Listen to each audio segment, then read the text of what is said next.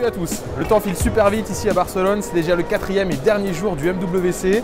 Alors aujourd'hui on va pas vous montrer un, deux, mais 3 smartphones qu'on a eu le temps de voir. C'est parti.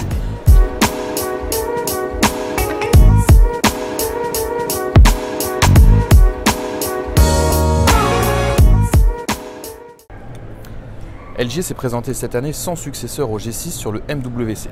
Il fallait donc bien donner un peu de matière aux journalistes et donc LG a annoncé une version améliorée de son smartphone, le V30, en sortant une version V30S Sync.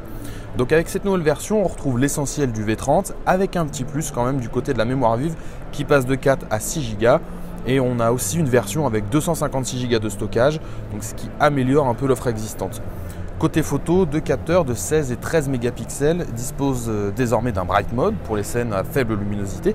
Mais la petite touche pour se démarquer, c'est dans l'intégration d'une intelligence artificielle. Donc si vous voulez, le téléphone va améliorer la qualité des images en reconnaissant les objets et en ajustant les capteurs pour une meilleure prise de vue. Il sera même possible de photographier les objets et de les retrouver sur des sites marchands ensuite. Voilà, c'est un peu tout le programme de LG et c'est assez intéressant. Côté Nokia, on reprend un peu du poil de la bête puisque le géant finlandais a présenté lui aussi une nouvelle panoplie de téléphones. Alors on s'est arrêté sur la version haut de gamme, le plus cher aussi, puisqu'il sera annoncé au mois d'avril pour un prix de 749 €. C'est le Nokia 8 Sirocco. Alors il y a des caractéristiques intéressantes. C'est un peu en retrait technologiquement par rapport à ce que peuvent faire les autres, mais son écran 5,5 pouces supporte quand même une définition QHD+, ce qui est assez sympa à l'œil. Alors le téléphone est aussi incurvé et dispose sur son dos d'un double capteur pour l'appareil photo, un de 12 et un de 13 mégapixels.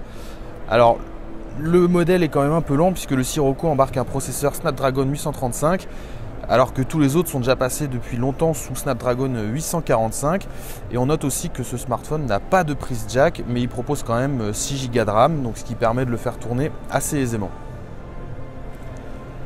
Et enfin Wiko renouvelle sa gamme View avec deux nouveaux appareils qui misent beaucoup sur leur design mais aussi sur un OS à jour et un solide équipement, le tout à un prix toujours très abordable, c'est un peu la spécificité de la marque.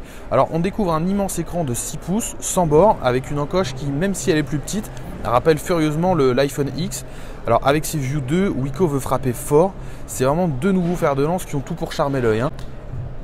Et plus encore quand on prend connaissance de leur prix, puisque je vous le disais, c'est 200 € pour le premier modèle, 300 € pour la version Pro qui est équipée d'un double module photo. Alors les Wiko View 2 fonctionnent tous deux sous Android Oreo et ils bénéficient d'une surcouche très légère, donc ça rend la navigation super fluide.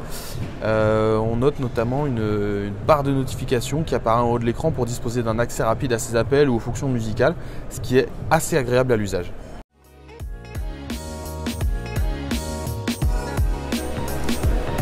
Et voilà, c'est déjà terminé. Merci à tous de nous avoir suivis pendant cette édition 2018 du MWC. Je vous rappelle que vous pouvez toujours gagner un Samsung Galaxy S9 sur notre page YouTube. Et moi, je vous dis à très bientôt pour des prochaines vidéos. Ciao!